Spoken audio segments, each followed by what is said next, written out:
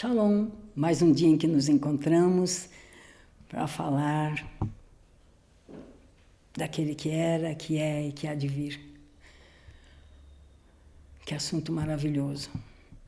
Pensar em Jesus nos dá esperança, pensar em Jesus nos consola. Eu fico imaginando como será naquele dia quando nós pudermos vê-lo na sua glória. Deus amado.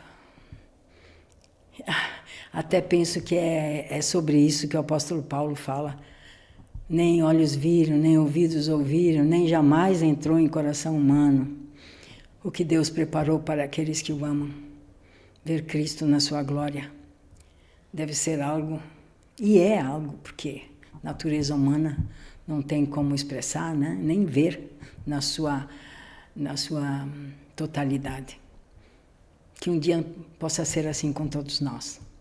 Vamos orar? Porque aquele que não conheceu o pecado, 2 Coríntios 5, 21 diz, Ele o fez pecado por nós, para que nele fôssemos feitos justiça de Deus. Pai, muito obrigado pelo Senhor Jesus. Nós ficamos como quem sonha quando pensamos no ser de Jesus. Ficamos como quem sonha porque, além da sua própria vida entre os homens na terra, andando pelas estradas poeirentas de Israel, Senhor, Ele manifestou o teu coração. E quando Ele manifestou o teu coração, Senhor, nós fomos inundados de um resgate. Os que eram órfãos deixaram de ser órfãos, porque Tu és o nosso Pai. E é tão bom poder Te dizer, Pai, graças Te damos por ter se dado a nós na pessoa do Filho. Muito obrigado, Senhor. Louvado e engrandecido seja o Teu santo nome. Santificado seja o Teu nome. Amém, amém. Então, hoje eu quero meditar um pouquinho com vocês sobre esse versículo, que é 2 Coríntios 5, a segunda parte, né? Ou não, versículo 21. Aquele que não conheceu o pecado, Ele o fez pecado por nós, para que nele fôssemos feitos justiça de Deus. Nos dias atuais, o secularismo berra em nossos ouvidos, alegando que o homem é o centro do universo. Aliás, não é só o secularismo, é o próprio humanismo, né? O individualismo que começou lá no século V a.C., na Grécia, e que só foi aumentando, só foi se exacerbando, só foi atingindo o auge hoje, a ponto de que cada um tem a sua verdade, a sua opinião, cada um decide por si. Tem gente que decide coisas que a própria biologia desmente, enfim, muitas coisas hoje que são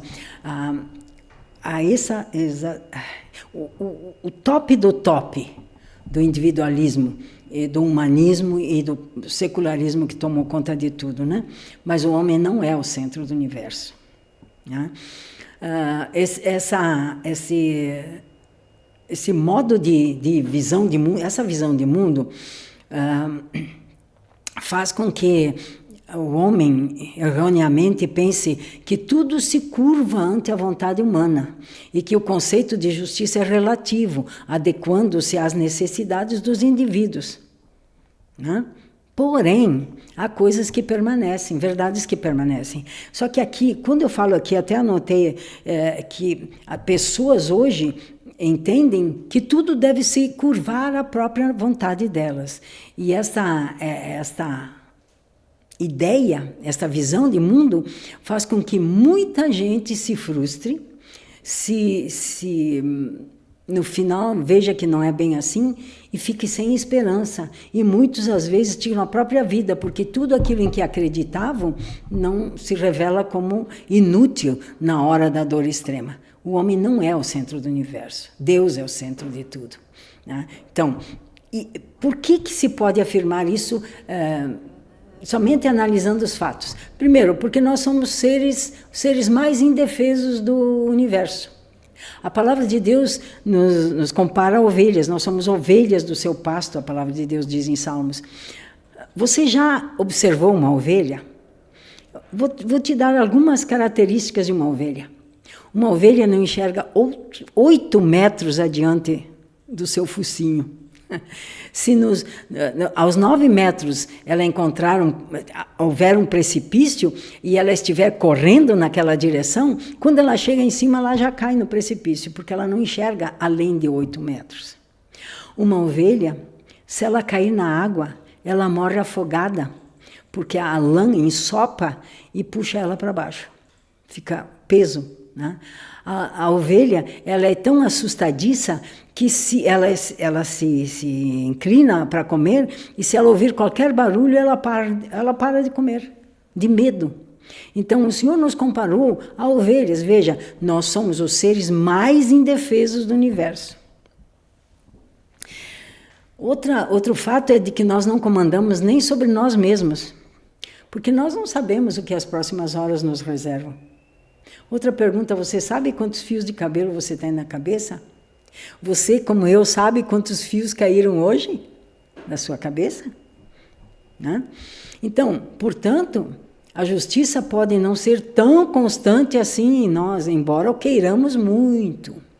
A gente pode querer essa justiça, mas ser considerados como estes, em que tudo deve se curvar a nós por causa da nossa excelência, é só ilusão.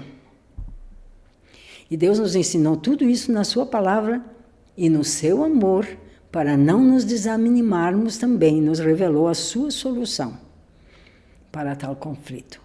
Então, não nossa justiça, mas Ele, Cristo, como a nossa justiça. E assim, agora eu vou ler novamente 2 Coríntios 5, versículo 15, e ele morreu por todos, para os que vivem, não viva mais para si mesmos, não viva mais para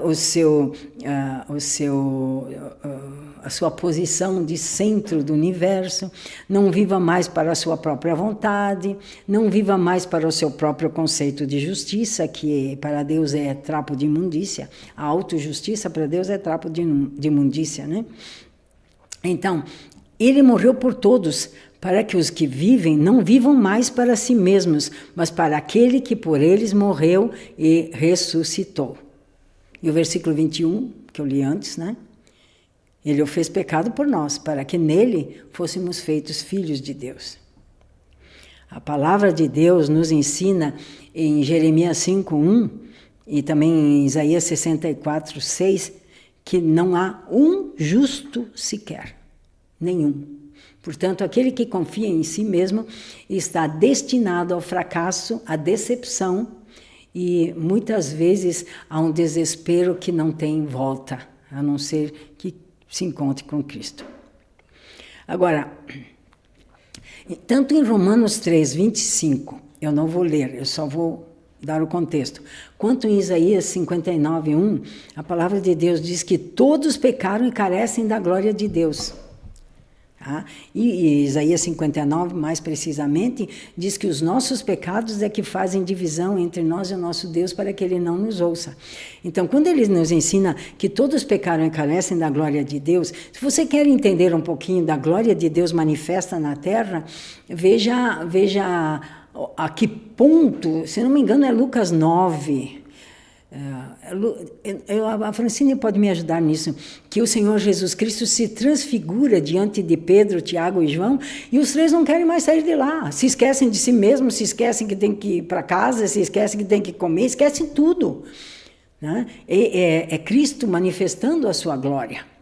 Em um outro momento nós podemos ver o Senhor Jesus Cristo manifestando glória depois de ressurreto, com o corpo glorificado, mas também tangível,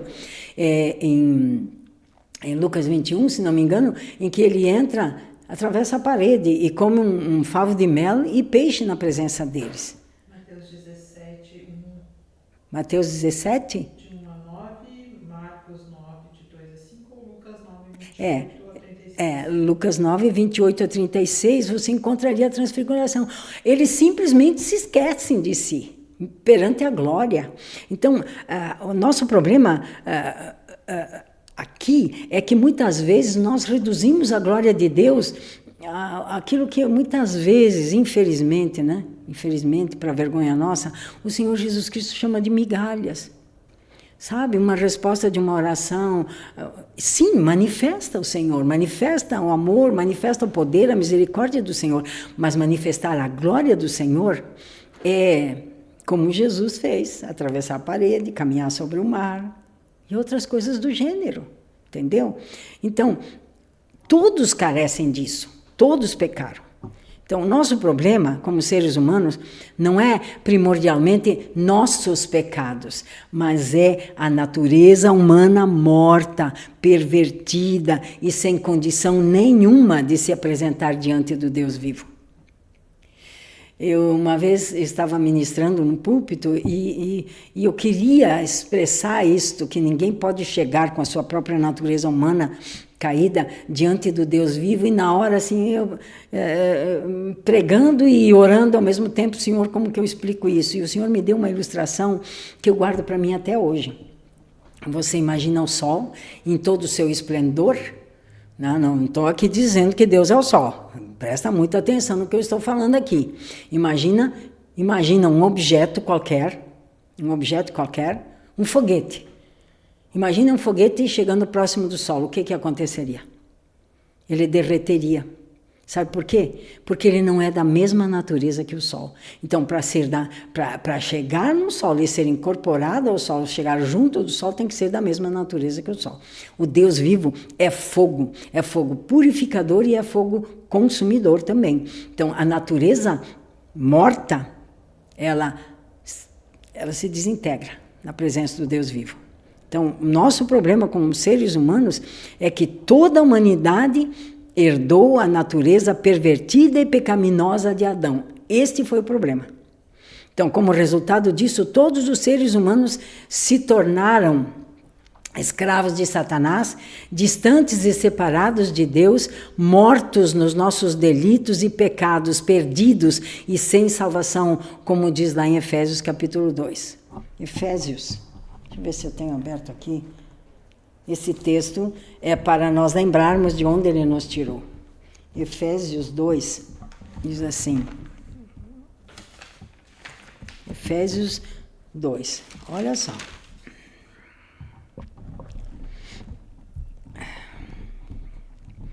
Efésios 2, eu vou ler do 15 para que a gente possa... do 11. Portanto, lembrai-vos de que vós, noutro tempo, eres gentios na carne, chamados incircuncisão, pelo que na carne se chamam circuncisão. Vocês, pelos judeus, vocês eram chamados incircuncisos, né? Versículo 12. Veja agora, que naquele tempo estáveis sem Cristo, pensa a vida, sua vida sem Cristo. Você que já se entregou para Ele, já nasceu do alto. Estáveis sem Cristo, separados da comunidade de Israel, ou seja, o povo escolhido. Né? Aquele povo que, se Deus mexe com ele, mexe na menina do olho de Deus. Estranhos às alianças da promessa, todas as promessas que foram feitas a Abraão, a Isaac, a Jacó, a todos os profetas, enfim, aos homens de Deus, estranhos a essas promessas, sem esperança e sem Deus no mundo. Aquele que se baseia na autojustiça, essa é a sua vida.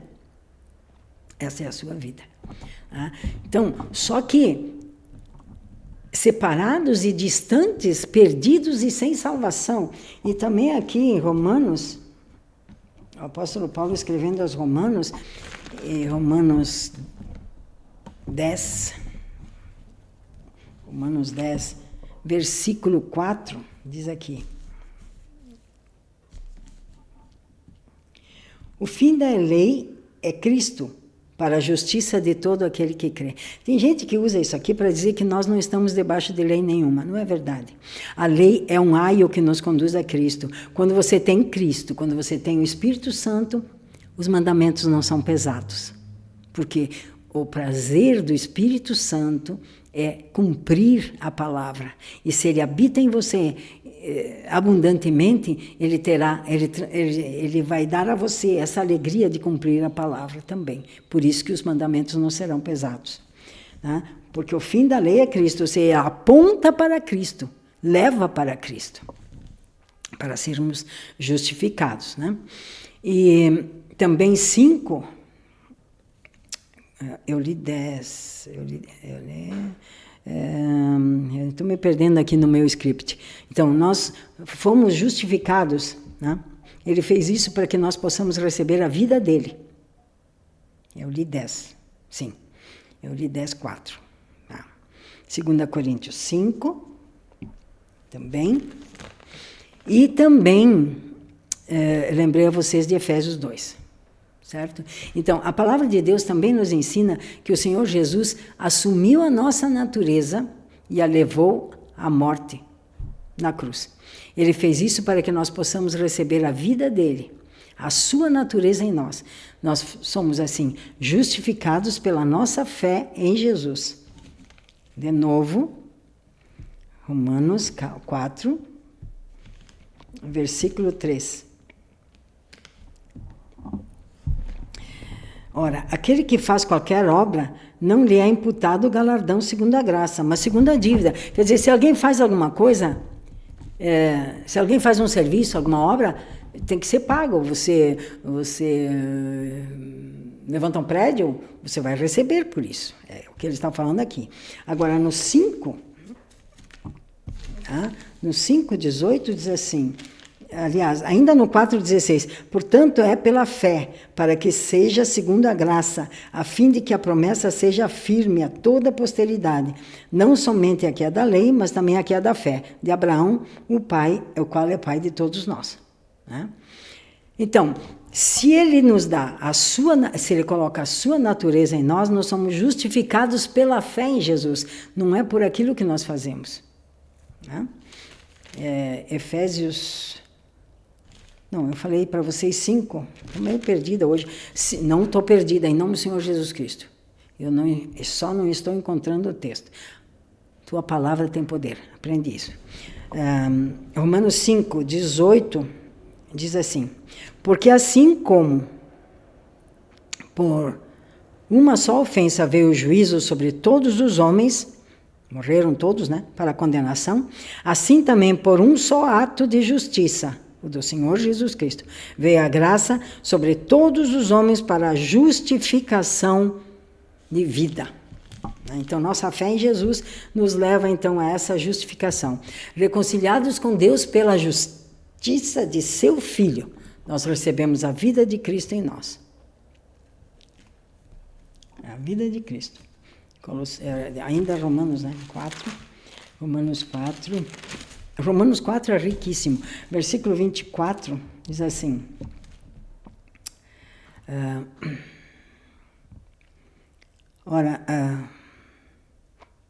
estando certíssimo de que o que ele tinha prometido também era poderoso para fazer. Versículo 21. Versículo 22. Pelo que isso lhe foi também imputado como injustiça. Ora, aqui está falando de Abraão, né, fortalecido na fé.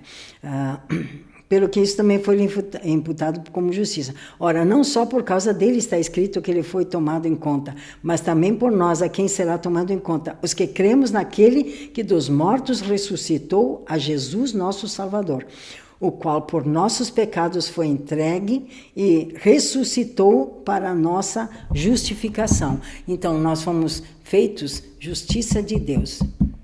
Justiça de Deus. Eu vou parar por aqui, mas... lembre disso, nós fomos reconciliados pela justiça do seu Filho, não pela nossa justiça. Ele cumpriu a promessa de Jeremias 23, 5 a 6, que diz que a palavra dele vem, né? Aqui diz, eu vou ler. Eis que vem dias, diz o Senhor, em que levantaria Davi um renovo justo, e rei que reinará e agirá sabiamente e executará o juízo e a justiça na terra. Nos seus dias... Judá será salvo, Israel habitará seguro. Será este o seu nome com que será chamado: Senhor, justiça nossa. Senhor, justiça nossa. A palavra de Deus nos ensina que se cremos em Jesus e nos entregamos a Ele, somos justificados por Deus e reconciliados com Ele. Por isto, viver esta vida de entrega constante, né? Sempre nos dirigir a Deus em oração por meio dos merecimentos do Senhor Jesus Cristo, glorificado seja Ele, e não por algum mérito que tenhamos, porque não temos nenhum. Amém? Nós não somos o centro do universo. Nós não temos o controle último da nossa vida em nossa mão e também não podemos satisfazer os padrões divinos de justiça. Mas o Senhor Jesus, que é o Verbo feito carne, recebeu toda a autoridade no céu e na terra e ressuscitou. Isso significa também dizer que a justiça divina recebeu o pagamento do nosso pecado feito por Jesus, nossa justiça. Aleluia por isso. Eu me estendi um pouco a mais, mas este assunto é um assunto maravilhoso e que merece realmente que você aprofunde mais do que esses simples apontamentos que eu fiz aqui. Vamos orar? Pai, graças te damos pela nossa justiça, que é Jesus Cristo. Nós não nos fiamos em nós mesmos, mas nós nos apoiamos, nós nos rendemos, nós nos submetemos ao senhorio de Cristo, para que Ele, que é a nossa justiça, nos permita nos aproximarmos e termos intimidade contigo por meio do Espírito Santo. E nós te agradecemos em nome do Senhor Jesus. Amém.